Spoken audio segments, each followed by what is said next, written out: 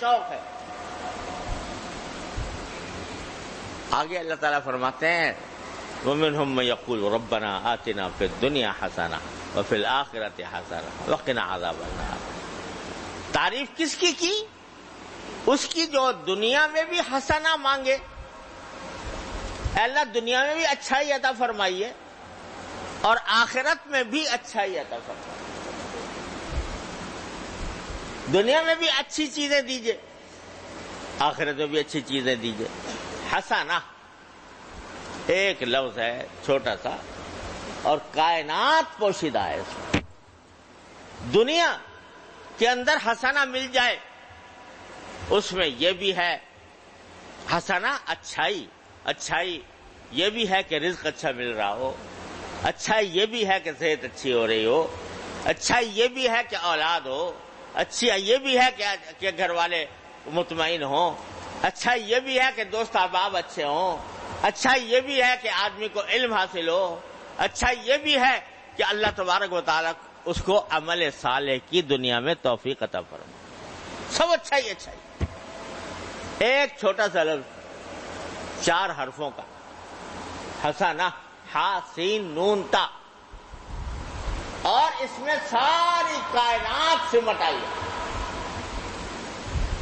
اچھا دوسری بات یہ کہ ذرا اس پر غور کرو کہ وہ جن لوگوں کی نگاہ دنیا کی حد تک محدود رہتی ہے، جب ان کا ذکر کیا ان کی دعا کا تو وہاں پر کہا ربنا آتنا فی الدنیا وما لہ فی الآخرۃ من خلاق. وہاں حسنہ نہیں ہے، وہ تو دنیا کی اپنی مطلوبہ چیزیں مانگتے ہیں. ہمیں یہ مل جائے، وہ مل جائے، یہ مل جائے، وہ مل جائے، ہمیں اچھا گھر مل جائے، ہماری آمدنی بڑھ جائے، بینک بیلنس ہو جائے. اس میں اچھائی برائی کا تصور نہیں کہ حقیقت میں وہ اچھائی ہو، بلکہ ان کو اپنے ذہن میں کچھ مطلوبہ چیزیں گھڑ رکھی ہیں، وہ چاہے حلال ہو یا حرام ہو، الیاذ باللہ، جائز ہو یا ناجائز ہو، اور وہ حقیقت میں مفید ہو یا مفید نہ ہو، وہ اپنی طرف سے گھڑ رکھی. یا اللہ دنیا میں ہمیں دے دے، چاہے سٹے کی رقم ہی دے دے، چاہے سود کی رقم ہی دے دے، لیکن دے دے، دنیا میں پیسے دے دے. ہمیں جو سکھایا قرآن نے، کہا کہ نہیں، دنیا میں ضرور مانگو، بے شک مانگو، دنیا بھی مانگو، لیکن دنیا میں حسنہ مانگو، اچھائی مانگو. اچھائی جس چیز میں ہو دنیا کے اندر اللہ وہ عطا فرمائے. اب اچھائی جو ہے نا، یعنی اگر اللہ مال دیں آپ تو حلال دیں، رزق عطا فرمائیں تو حلال عطا فرمائیں، صحت عطا فرمائیں تو صحت ایسی ہو کہ جو آپ کے کاموں میں استعمال ہو. اللہ علم عطا فرمائے تو علم کی حقیقت عطا فرمائے. تو ایک مختصر لفظ میں دنیا کی ساری اچھائیاں جمع کر دیں. آپ ذرا سوچو کہ اگر اللہ تعالیٰ ہمارے جو ربنا آتنا فی الدنیا حسنہ، کیا رہ گیا؟ دنیا کے اندر جتنی اچھی چیزیں ہیں وہ سب آ گئیں، اور اس میں جہاں مادی چیزیں آ گئیں وہاں روحانی چیزیں بھی.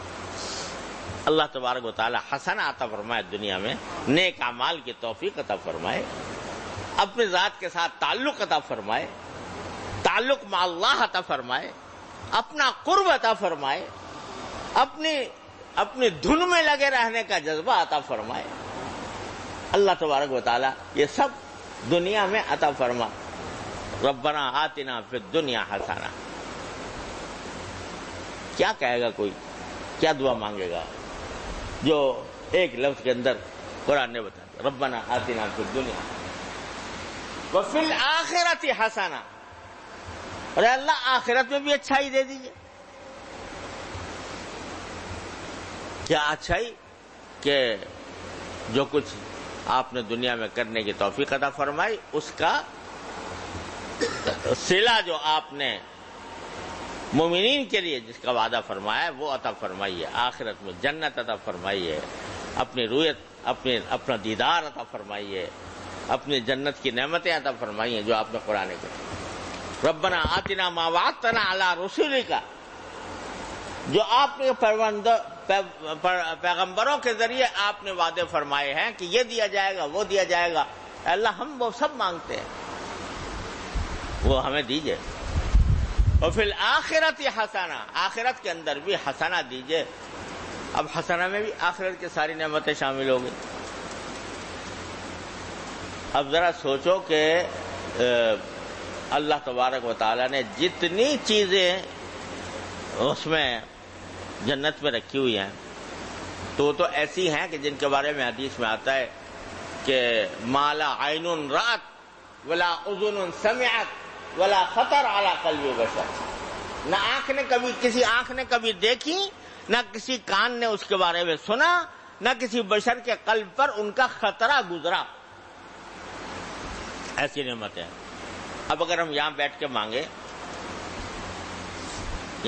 مانگے تو اپنی محدود سوچ کے مطابق جو اچھی چیزیں نظر آتی ہیں وہ مانگیں گے، یا اللہ ہمیں پانی پلا دیجیے گا، ہمیں کھانا اچھا دے دیجیے گا، ہمیں جو رہائش کے آپ نے جنات تجری من تحتہا الانہار ہے وہ عطا فرما دیجیے گا، زیادہ یہ کہہ دیں گے۔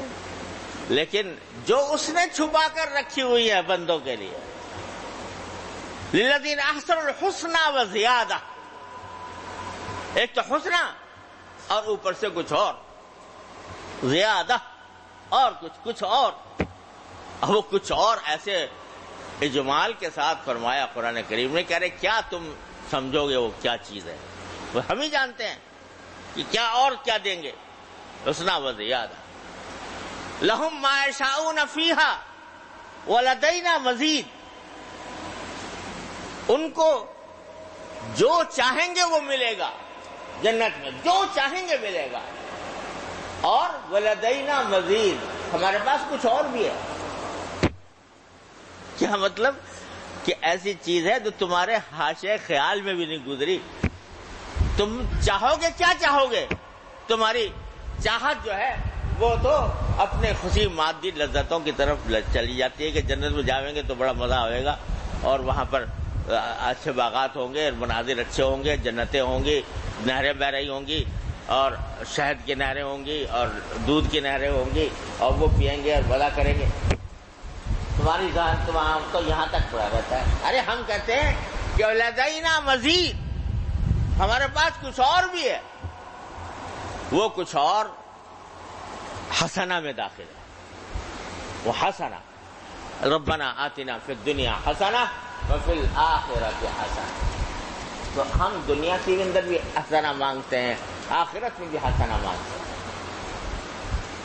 بتاؤ ذرا، آپ ذرا سوچو کہ اللہ تعالیٰ جب دنیا میں حسنہ دے دے، آخرت میں بھی حسنہ دے دے، کیا رہ گیا؟ کوئی دنیا کی آخرت کی حاجت ایسی نہیں ہے جو اس میں موجود نہ ہو، ایسی چیز سکھا دی قرآن کریم نے، اور جو خود سکھا رہا ہے ارے یوں کرو تو کیا محروم کر دے گا؟ منگوا کر کہہ رہے ہیں کہ یہ وہ لوگ ہیں اچھے جو یہ دعا مانگتے ہیں کہ دنیا بھی دے دے آخرت بھی دے دے، اولئک لہم نصیب مما کسبوا، ان کو اللہ تعالیٰ حصہ دیں گے ان کی کمائی کا، تو رد کر دیں گے؟ انشاءاللہ کبھی رد نہیں ہوگی۔ اخلاص کے ساتھ مانگو، سوچ سمجھ کر مانگو، ربنا آتنا فی الدنیا حسنہ وفی الآخرۃ حسنہ۔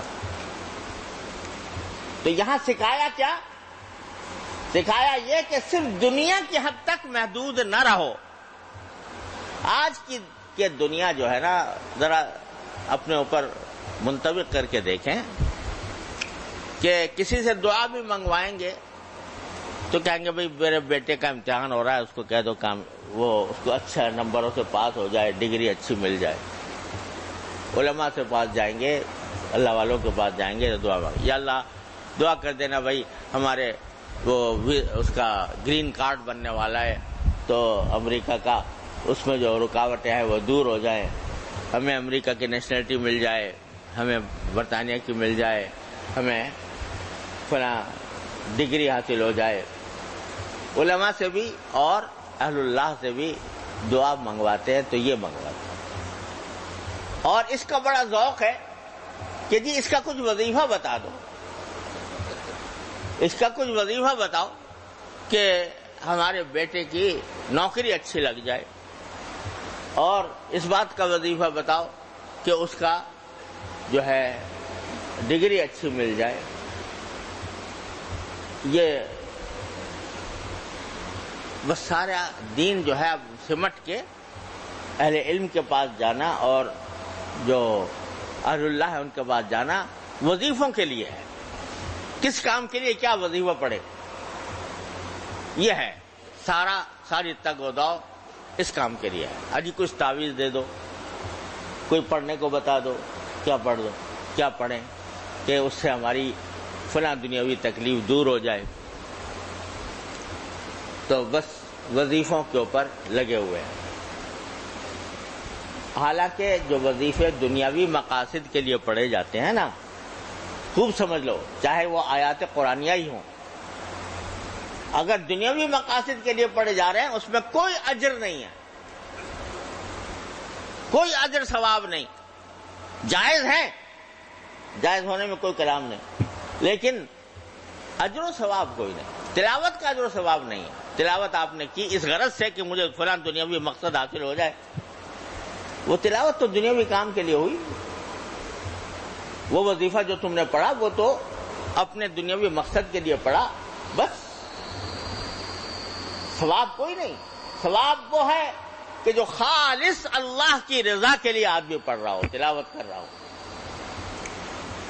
غرض کہہ یہ رہا تھا کہ ساری جو تگ و دو ہے اور ساری دعاؤں کا بھی مرکز جو ہے وہ سب دنیاوی خواہشات ہو کر رہ گئی.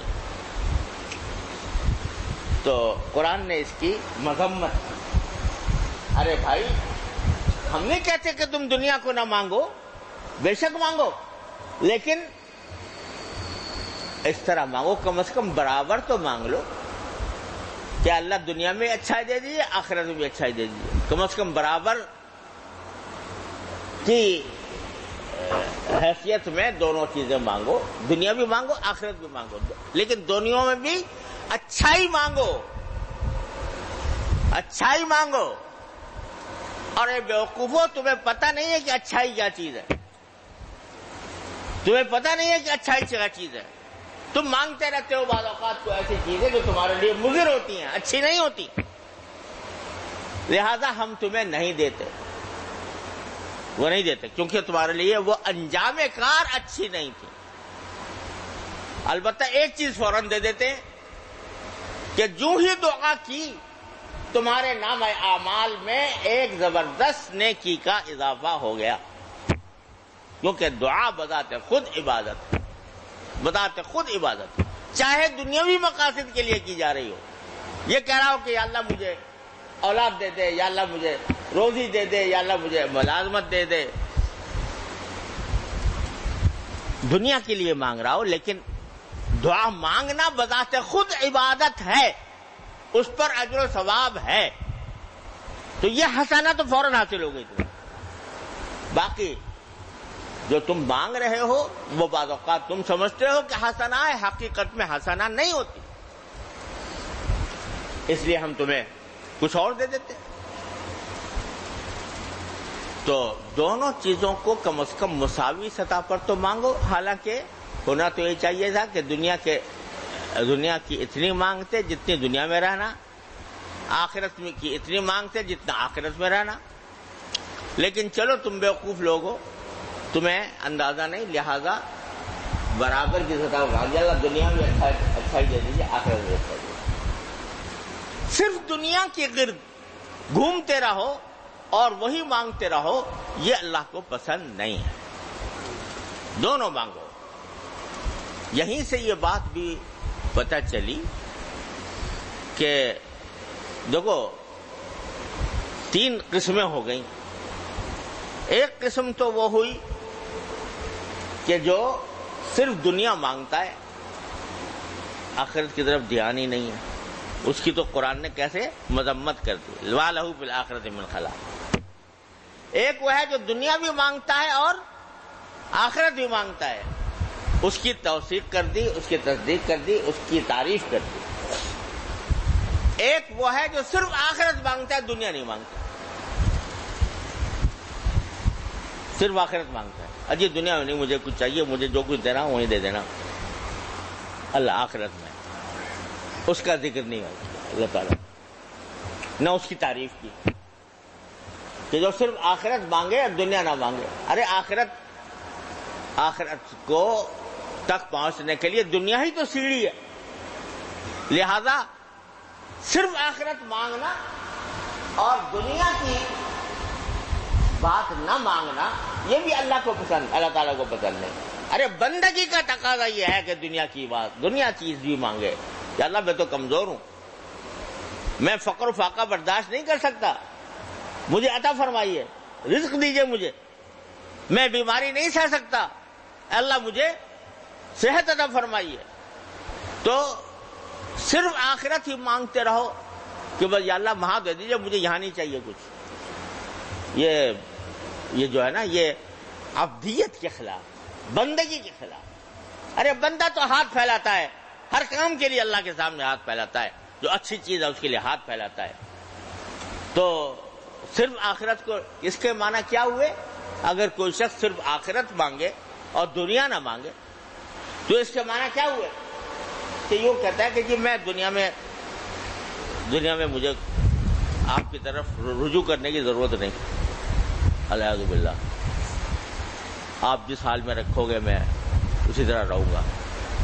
ارے اتنے بہادر نہ بنو کہ بھئی دنیا کے اندر جو ہے وہ ہم ہر حالت گزار لیں گے، اللہ بچائے اگر کسی وقت آزمائش آ گئی تو چیں بول جائے گی، اس واسطے دنیا بھی مانگو۔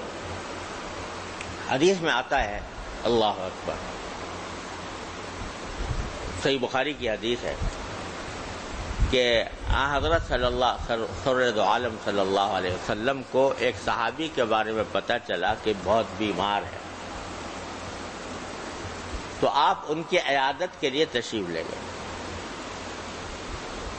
اور یہاں یہ بھی دیکھ لو ذرا کہ سرکار دو عالم صلی اللہ علیہ وسلم سے زیادہ مصروف انسان کون ہو،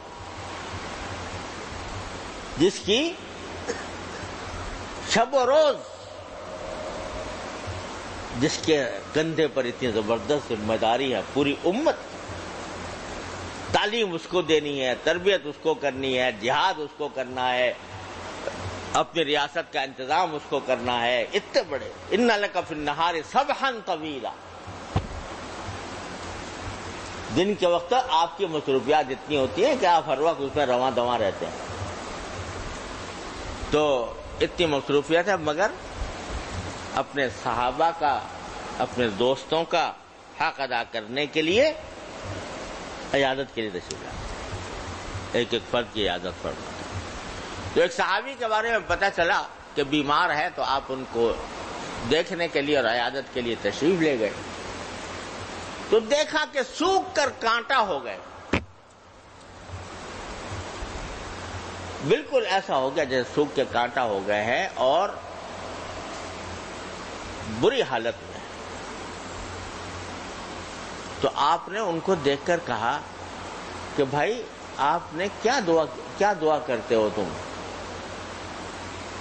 دعا کیا کرتے ہو، یعنی کیا دعا نہیں کرتے اس بیماری کو دور ہونے کی؟ تو انہوں نے کہا کہ یا رسول اللہ، میں نے تو اللہ تعالیٰ سے یہ دعا کی تھی کہ اللہ آپ کو آخرت میں مجھے جو کچھ عذاب دینا ہے مجھے دنیا میں دے دے، جو آخرت میں عذاب دینا ہے وہ مجھے دنیا میں دے دے، آخرت میں برداشت نہیں کر سکوں گا۔ یہاں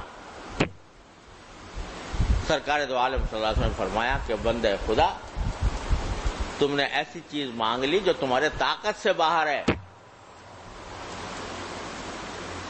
طاقت سے باہر ہے، کہاں وہ عذاب برداشت کر سکو گے دنیا کے اندر، ارے یوں کہو کہ ربنا آتنا فی الدنیا حسنۃ وفی الآخرۃ حسنۃ وقنا عذاب النار، یہ دعا مانگو۔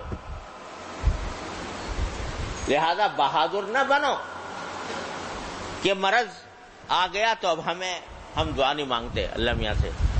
بعض لوگ یہ سمجھتے ہیں کہ دعا مانگنا جو ہے یہ رضا بالقضاء کے خلاف ہے، اللہ تعالیٰ کے فیصلے پر آدمی گویا راضی نہیں ہے اس واسطے مانگ رہا ہے۔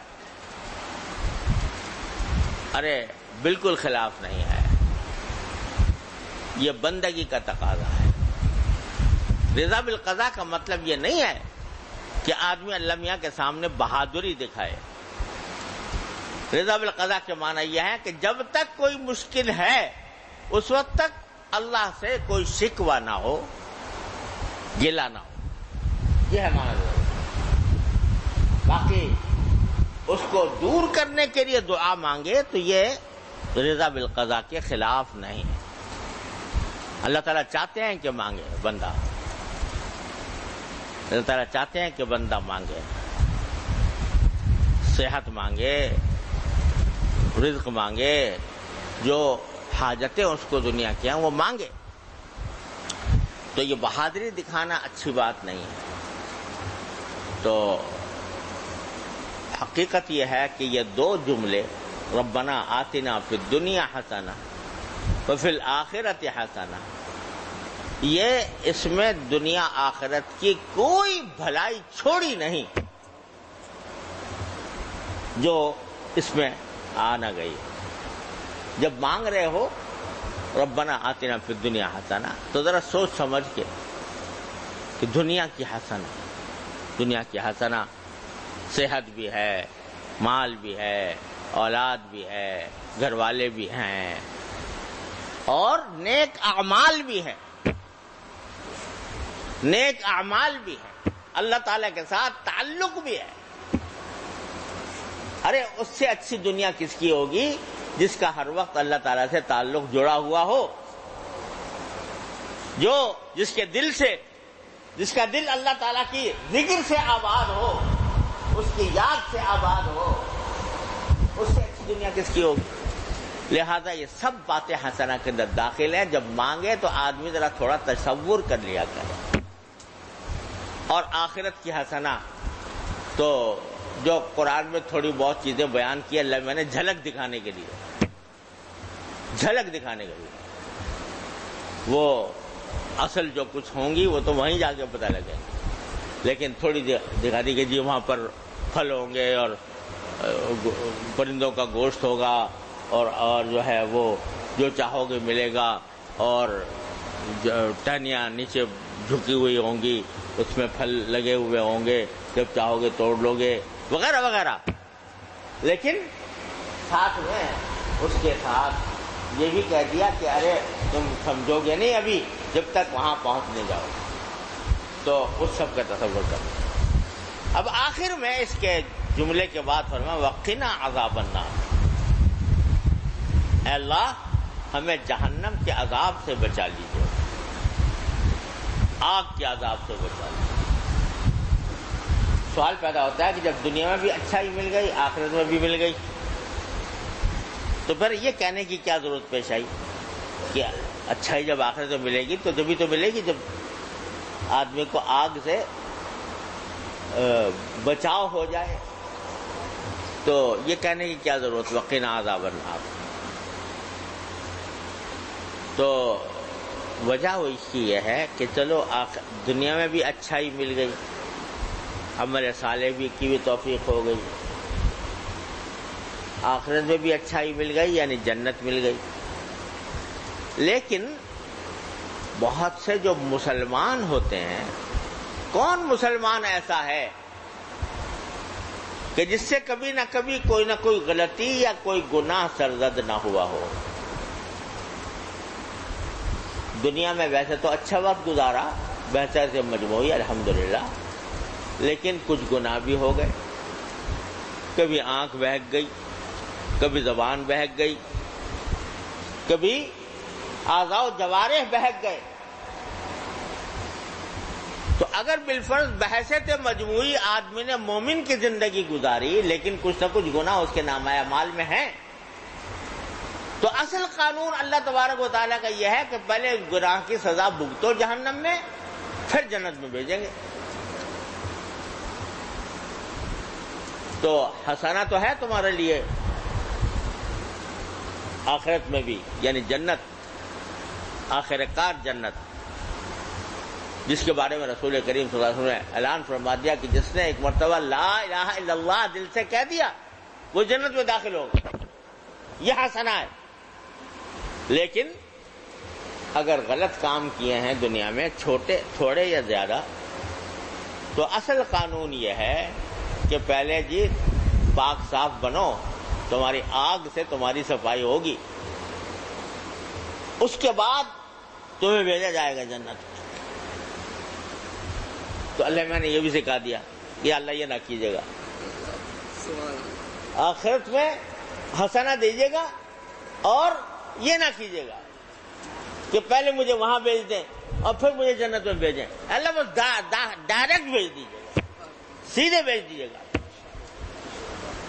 تو جو ایک چھوٹا سا خرخشہ تھا وہ وقنا عذاب النار میں دور کر دیا کہ تھوڑی دیر کے لیے نہ جاؤں۔ ارے میں تو ایک لمحے کی جہنم بھی برداشت نہیں کر سکتا۔ اگرچہ بعض احادیث سے معلوم ہوتا ہے کہ جب کسی مسلمان کو اس کے کسی عمل کی وجہ سے جہنم میں ڈالا جائے گا تو اللہ تعالیٰ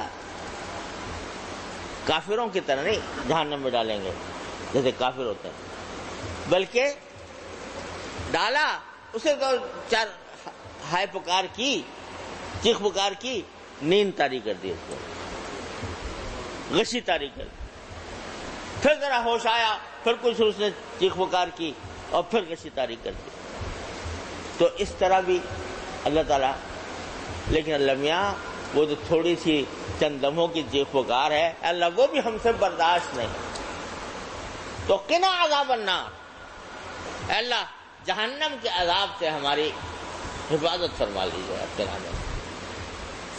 تو اب اگر دیکھو تو جتنے امکانات کسی غلط انجام کے ہو سکتے ہیں وہ اس 3 جملوں میں اللہ تبارک و تعالی نے دعا سکھا کر دور کر دیا۔ تو مانگو ربنا آتنا فی الدنیا حسنہ وفی الآخرۃ حسنہ وقنا عذاب النار۔ اب اگر یہی سب تنہا ایک دعا قبول ہو، اور انشاءاللہ کیوں نہیں ہوگی، جب کہہ رہے ہیں کہ مانگو تو کیوں نہیں ہوگی، ہوگی تو انشاءاللہ دنیا کا بھی بیڑا پار، آخرت کا بیڑا پار۔ اللہ تبارک و تعالیٰ اپنے فضل و کرم سے ہمیں اس کی حقیقت